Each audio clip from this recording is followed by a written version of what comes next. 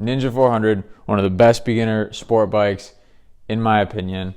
Now, before I tell you all the reasons why I think this is one of the best beginner bikes, let me just preface that beginner is a very loose term. Beginners range from people who have zero bike experience at all, have never even touched a bike, does not know what a clutch does, and then you're slightly more understanding beginner, which is somebody who would maybe have a little bike control from, say, dirt bike riding, rides like pedal bikes often, somebody who has a little more balance and control, like somebody who's a little bit maybe more athletic, somebody that just gets things, you know, like you just give somebody something and they're just really good at it. People like that, beginners who you know will jump on anything, motorcycle, a sport, and just be somewhat good at it. So figure out where you are on that spectrum. If you're leaning more towards the more advanced, picks things up easy, is really good at everything, this video is for you. If you're somebody that struggles to pick things up, everybody starts somewhere, so there's nothing wrong with that. And shout out to you for being self-aware. There are better motorcycles than this for you. There are motorcycles like the Grom, Z125, small bikes that would be better for learning and understanding the controls with having minimal power, minimal weight to have to maneuver, things like that. But if you're somebody who picks things up pretty easy, somebody who has maybe ridden some dirt bikes before or other type of motor vehicles in the past, then this video is going to be for you, explaining why I think this is the first bike you should own. Which also, this was the first bike I owned. Not the first two-wheel motor vehicle that I have ridden, but the first motorcycle that I ever owned. So let's go down my list of why I think this is one of the best beginner sport bikes. And sport bikes, there are many other types of bikes that would be better for beginners if you wanted an adventure bike or say a cruiser, naked bike, things like that.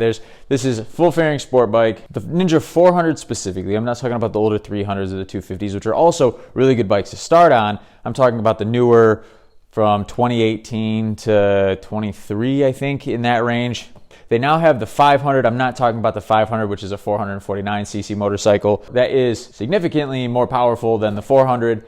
And I would not recommend that for a beginner. A 300 and 200 would be great. The difference between those and this bike, in my opinion, is ease of use. I think this bike is significantly easier to ride. So we're talking the Ninja 400. So number one, why I think this is one of the best bikes is power and control. At 47 horsepower, you're gonna get enough power, enough torque to make this feel like it's a sport bike, but not enough power to where you're gonna accidentally pull the throttle and do a wheelie. This doesn't really have that power. So you don't have to worry about that much power to the back wheel like you would on something that's, say, a 600 or an 800 or 1000. You wouldn't have to worry about accidentally pulling the throttle too hard and lifting the front wheel off, losing control. Especially for beginner riders, you're getting into a turn and things feel good, but you're not going as fast as you want, so you pull the throttle. On a bigger bike, you may end up lifting the front wheel up and kissing the bike goodbye. Whereas on something like this, it's gonna be a little bit more forgiving. And with that power being lower, it's a lot less intimidating. You're not in the back of your head being paranoid that the bike's just gonna throw you off the back end.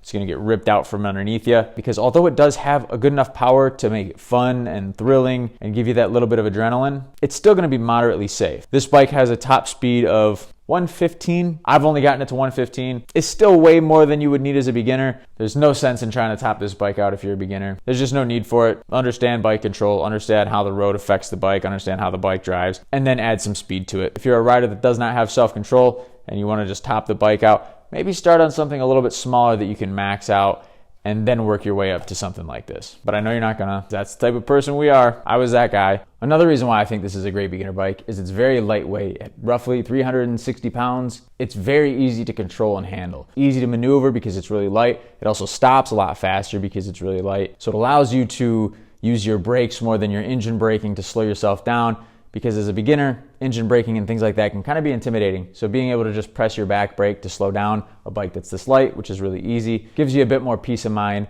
makes it a little less intimidating. So the next reason I think this is one of the best beginner bikes is because it's comfortable. The comfort of the bike gets overlooked quite a bit, but personally I think that's one of the most important things, because as a beginner rider, to get better, you have to put hours on the bike, and the best bike to put hours on is a bike that's comfortable. A comfortable bike is gonna make the experience better, which is gonna make learning better. You're not worried about how you feel on the bike, you being cramped up, your hands falling asleep. You can focus mainly on learning how to operate the bike better. Also, it's gonna make you want to be on the bike more. And obviously that's the whole reason we're getting the bike, is so that we can enjoy the riding experience. And what better way to enjoy that than being on a comfortable bike? Reason number 4 is it's relatively inexpensive. Yes, there are less expensive bikes out there. Yes, if you buy it used, it's going to be even less expensive, so do that. These are relatively inexpensive. They don't sell these new anymore, so you have to get a used one because they've upgraded the 500, which I don't recommend for a beginner. And with the cost of the bike itself being down, cost of maintenance is pretty low. It's also relatively easy to work on compared to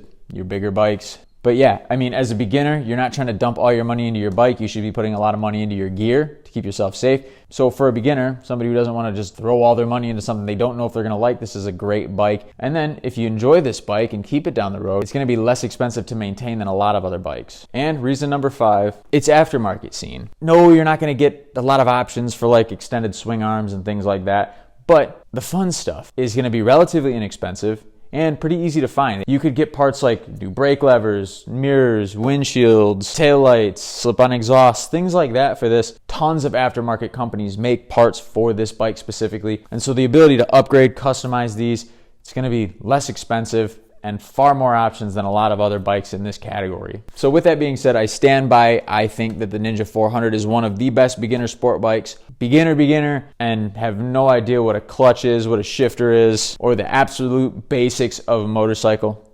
Start on something small. You don't have to buy something. Find a friend with a Grom. Find a friend with a Navi. Something that doesn't have a clutch. Try a dirt bike. I think that's one of the best ways to learn bike control early on without having the intimidation factors of traffic and fast speeds.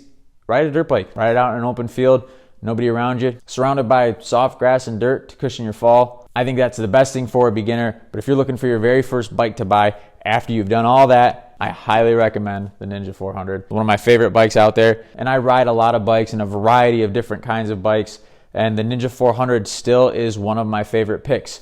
So that is my handful of reasons why I think the Ninja 400 is one of the best beginner sport bikes. If you're not a beginner and have already been riding motorcycles, comment below what you started on. If you're a new rider looking to get your first bike, comment below what you're looking at, and I'll tell you if I think that's a good beginner bike. Like this video if it was somewhat helpful, and subscribe for more motorcycle content. Thank you so much for watching.